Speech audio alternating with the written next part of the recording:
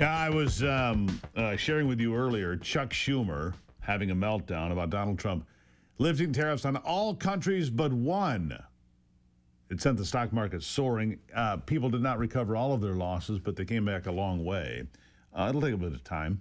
Whenever you have a bear market, it takes a while for it to recover. But generally speaking, historically speaking, they come back stronger and better every single time.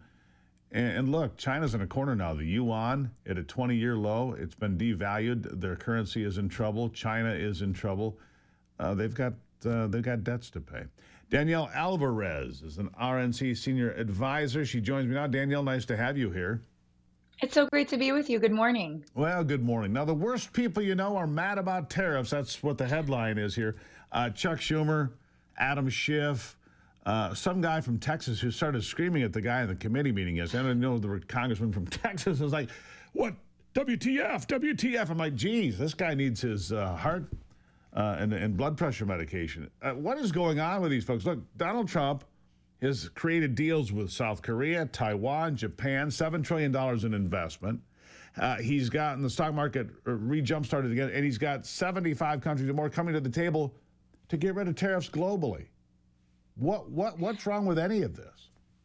That's exactly right. President Trump is winning for the American people, which he campaigned on over and over again. And the struggle that Democrats are having is they're so accustomed to just opposing President Trump.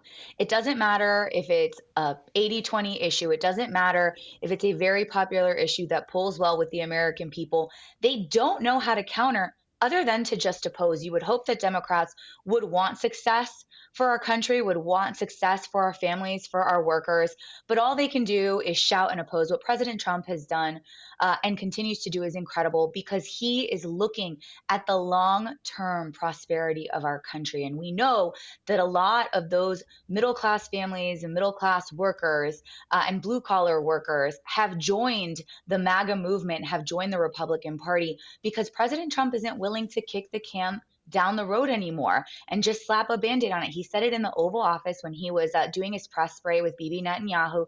He said, I know it's tough. It'd be easy to do something simple. It'd be easy to just focus on the short term. But I promised in my second administration to be bold. That's exactly what he's doing, and it is paying off. Yeah, he is being bold. It looks like it's paying off. There's no question that this reordering of the global economy, there's going to be bumps. Look, we're going to see more bumps. We're going to see more whiplash days on Wall Street. I'm sure of it. But there's a long-term goal here, and that is to end all of these bad deals. I mean, you look at the things that have happened to America.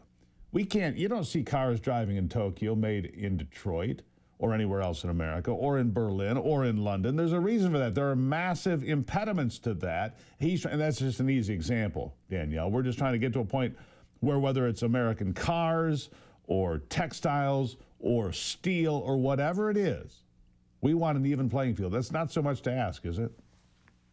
It's not at all. That's exactly what the president wants, is an even playing field for American workers and American industries. And we just talked about making sure that we have a healthy middle class. But let's also talk about national security. We need to make sure that there are certain industries that exist in the United States. For example, in the auto industry, we used to have a thriving auto industry, specifically in Michigan during World War II and beyond. And we've seen those parts now being made in China. China is our rival. For the most part, we assemble cars in the United States. And Ford has said that they want to bring more of that auto industry and manufacturing back to the United States. But in an issue of national security, are we foolish enough to think that China, our rival, might put a pause into what they're importing into our country? And let's not forget pharmaceuticals, medical needs. Again, we talked about manufacturing in the auto industry, anything that we may need technologically for our Department of Defense, for our military. We need to make sure to have those industries in the United States for national security reasons. And President Trump is pulling levers to make sure that we are bringing investment back here, that we have an equal playing field, that in times of crisis, we will be able to manufacture all of our needs in the United States. I think it's brilliant. Unfortunately, we've had individuals in the White House who haven't thought long term that way. And President Trump has been talking about tariffs since the 80s. I'm Yeah. more shocked that everyone else and Democrats are shocked by what's going on. Well, they're a little slow on the uptake sometimes. One of the biggest concerns I have is this, Danielle, and that is the reliance that we have to China when it comes to prescription medications. I mean, the amount of compounds and so forth that come from China to make basic medications for high blood pressure or diabetes or whatever your concern might be, too much of it, 90% of it, comes from China. And that's a real concern. That's a national security issue right there. If you can't get antibiotics or high blood pressure medication or anything else, that's a real serious concern. We need to take a close look at that, don't we? I think that that's exactly right. There are certain key industries that we need to make sure come to the United States for national security issues. And then again, I go back to workers and families. We need to make sure to prop up our middle class. I was fortunate to be a senior advisor to the president during his 2024 reelection campaign. And I got to travel the country with him. I got to travel the Rust Belt with him. I got to go to Michigan and Pennsylvania and Wisconsin with him. And the one thing that I constantly heard from Americans as he would meet, greet, and chat with them was that they were with him because they felt that he could restore our economy. He felt that he could bring America back to dominance on the global stage. I mean, we were incredibly weak under Joe Biden. And they felt that he was the right person to pull the levers to make sure that our nation was prosperous. Because one of the things that we have to do, and it really is a challenge to Congress, is not only pull the levers for tariffs, but make sure that we make permanent President Trump's tax cuts. Both of those things have to happen simultaneously, and I know that Congress is working on that right now. We have Republican majorities that swept the nation, of course, because of President Trump's success in November and the mandate delivered by voters.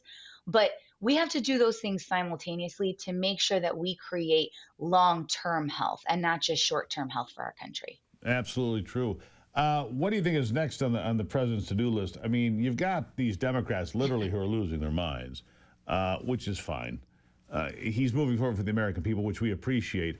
What do you think is next on the to-do list? It's been a remarkable 60 days or 70 days, whatever it's been now, of getting things done. But we do need to make sure that big, beautiful bill gets done. How close do you think that is? The Congress is going to go on a little break here shortly, Danielle. Will they get it done by when, do you think?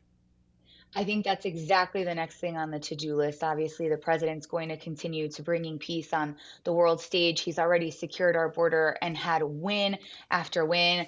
I laugh because the Democrats, thought they had a really great talking point about egg prices and energy, and we know that egg prices and energy are down under this president, under President Trump. But of course, that next step is making permanent President Trump's tax cuts. And look, I have full confidence in the House and Senate, in our leadership, because they know how important this is for the American people.